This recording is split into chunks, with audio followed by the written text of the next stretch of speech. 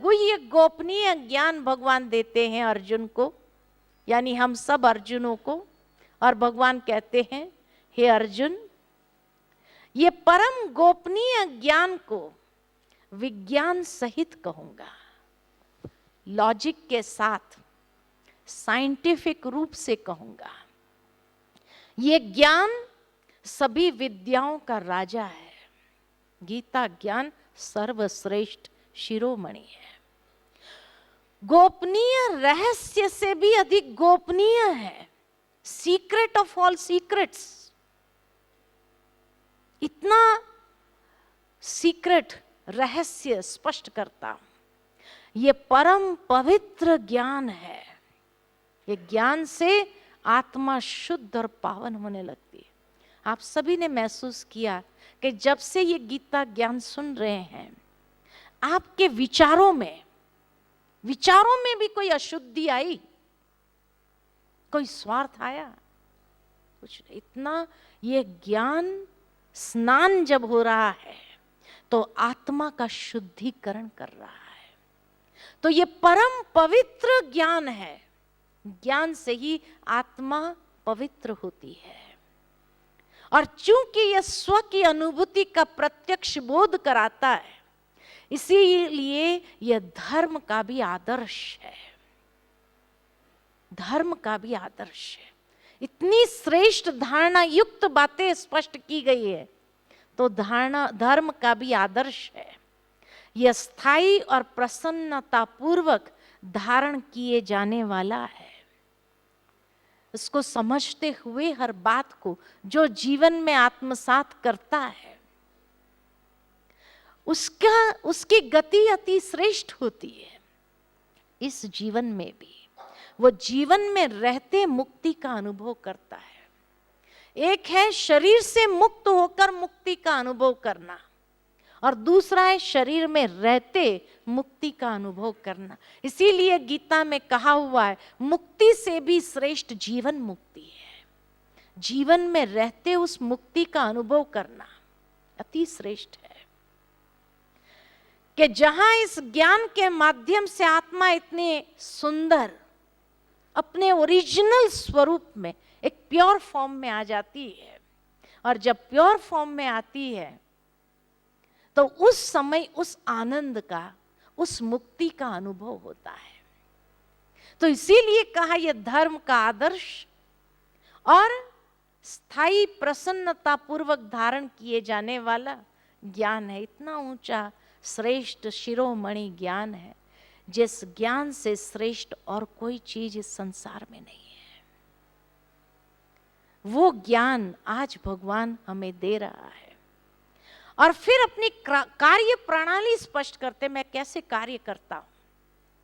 इतना सुंदर तरीका बताया और कहा, मैं अव्यक्त स्वरूप हूं, मुझे कोई व्यक्त स्वरूप नहीं है, और इसीलिए मेरी कार्य प्रणाली अलौकिक है। मनुष्य की तरह मैं काम नहीं करता हूं। जितने भी पदार्थ रचे गए हैं इस संसार में, जितने भी पदार्थ रचे गए हैं, वे मेरे भीतर नहीं है। मैं सभी चैतन्य प्राणियों का पालनहार जरूर हूं, पालना करता हूं।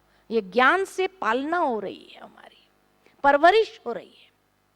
लेकिन ये इतना श्रेष्ठ कर्म है कि ये कर्म मुझे बांधते नहीं है। क्यों? क्योंकि मेरी उसमें आसक्ति नहीं है। इसीलिए ये कर्म मुझे बांधते नहीं, और मैं तटस्थ और निरपेक्ष हूं। मेरा इस विराट प्रस्तुतिकरण का, मैं इस विराट प्रस्तुतिकरण का हिस्सा नहीं हूं, लेकिन मैं स्वयं ही सारी सृष्टि की रचना का स्रोत हूं। स्रोत जरूर हूं, लेकिन उसमें नहीं हूं, न वो मेरे में है। मैं अपनी अधिष्ठाता के सकाश से चराचर जगत को रचता हूं। कैसे रचते? अपने शक्ति से रचते हैं। ये संसार चक्र इस तरह से घूमता रहता है। तो भगवान अपनी अलौकिक कार्य प्रणाली को समझाते हैं अर्जुन को कि मैं तुम मनुष्य के सदृश कार्य नहीं करता हूं, मैं इस विराट प्रस्तुतिकरण का हिस्सा नहीं हूं, न वो मुझ में है, लेकिन पालनहार जरूर हूं। कैसे पालना कर, सूर्य कैसे पालना करता है अपने स्थान पर, लेकिन अपनी सकाश से सबको प्रकाश दे करके उसको पोषण देता है। ऐसे परमात्मा भी सर्वशक्तिमान है, अपनी शक्ति की ऊर्जा से हमें पोषण देता है, सकाश देता है, आत्मा में ताकत भरता है। उसके लिए उसको हमारे अंदर बैठने की आवश्यकता नहीं है कि हमारे अंदर बैठे तभी वो हमें पोषण दे सके, नहीं। कई लोग मुझे कहते हैं लेकिन भगवान कहते हैं मैं सबके हृदय में हूं। हृदय में का मतलब है कि जैसे आज हमें किसी से बहुत प्यार हो तो हम अवश्य ये कहेंगे, अरे आप तो मेरे दिल में हो। दिल में है उसका मतलब वो व्यक्ति पूरा कोई मेरे दिल में थोड़ी बैठा है। भाव ये है, दिल में है, हृदय में है, you are in my heart. माँ बाप अपने बच्चों को अति प्यार है तो क्या कहते हैं, अरे ये बच्चे तो मेरे दिल में है। दूर होते हुए भी क्या कहते हैं, मेरे दिल में है। दिल में है का मतलब कोई फिजिकल रूप में दिल में आकर के नहीं बैठता है, लेकिन उसकी याद मेरे दिल में है, उसकी स्मृति मेरे दिल में है। तो इसी तरह जब आत्माओं को भी ईश्वर से प्यार होता है, जैसे मीराबाई का जब प्यार था तब उसने कहा, अरे तू कहां नहीं है, जहां देखो तू ही तू है। जैसे किसी व्यक्ति को किसी व्यक्ति से बहुत प्यार होता है तो उसकी छवि उसके मनस्पटल पर छप जाती है, और इसीलिए जब भी वो किसी को देखता है, घर में है तो भी उसको लगता है कि जैसे पर्दे के पीछे वो है तो नहीं, खड़ा तो नहीं है। जाकर के खड़े होकर देख करके भी आते, फिर कहते अरे ब्रह्म हो गया। जहां देखते हैं लगता है वही जा रहा है। ये प्यार, जब दुनिया में कोई आशुक माशुक को प्यार होता है एक दूसरे से, तो कोई और जा रहा होता है वैसे कपड़े पहनकर, उसको लगता है वही जा रहा है, ब्रह्म होता है। ऐसे ही मीराबाई जैसे जो शिरोमणि भक्त हो गए, जिनको ईश्वर से इतना प्यार था, वो छवि अंकित थी मनस्पटल पर, तो वो जो भी देखते थे उसमें वो छवि दिखाई देती थी। तब एक भावनावश उन्होंने कहा कि अरे जहां देखो मां तू ही तू है, तू कहां नहीं है। लेकिन ये उनका एक भाव है, उसका मतलब कि प्रत्यक्ष में भगवान कोई सब में विराजमान है ऐसा नहीं, क्योंकि ये आकृति यहां पर है। इसीलिए वो जब प्रोजेक्शन होता है आंखों के द्वारा तो वो आकृति हर चीज में प्रोजेक्ट होने लगती है। जैसे दुनिया में भी किसको किससे प्यार हो गया तो वो जहां देखे वहां उसको वही नजर आता, अरे यहाँ है, घर में है, पीछे है, पर्दे के पीछे है, गैलरी में है, बगीचे में है, लेकिन प्रत्यक्ष वहां जाकर के जब देख तो है नहीं, एक ब्रह्म है। तो हृदय में बैठना, हृदय में निवास करना माना उसकी याद इतनी अंकित हो जाती है, इतना वो प्यार अंदर में है दिल में, कि वो जैसे दिल में उसको बसा लेते हैं, है ना।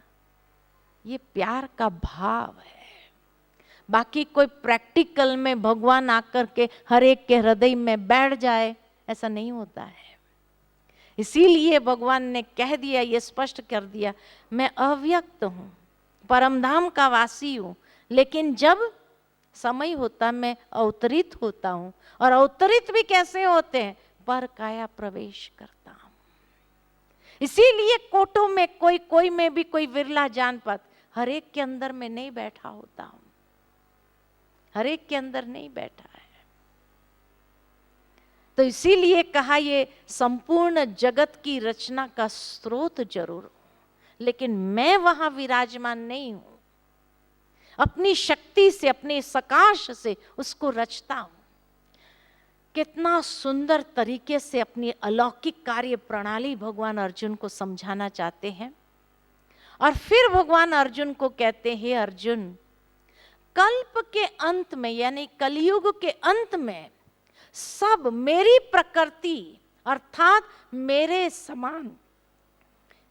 समान स्वभाव को प्राप्त होते हैं, और कल्प के आदि में मैं उनको बारंबार विसृजामी माना विशेष रूप से सृजन करता।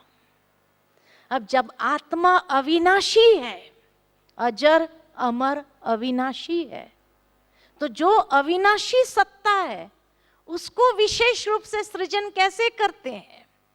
तो विशेष रूप से सृजन करने का भाव है कि आत्मा तो शाश्वत है, फिर भी सृजन अर्थात उसमें दैवी संस्कारों को जागृत करता, उसके डिवाइन फॉर्म को जागृत करके फिर उसको दिव्य स्वरूप में इस संसार में जाने के लिए प्रेरित करता हूं। सतयुगी दुनिया के अंदर सूर्य वंश जहां है,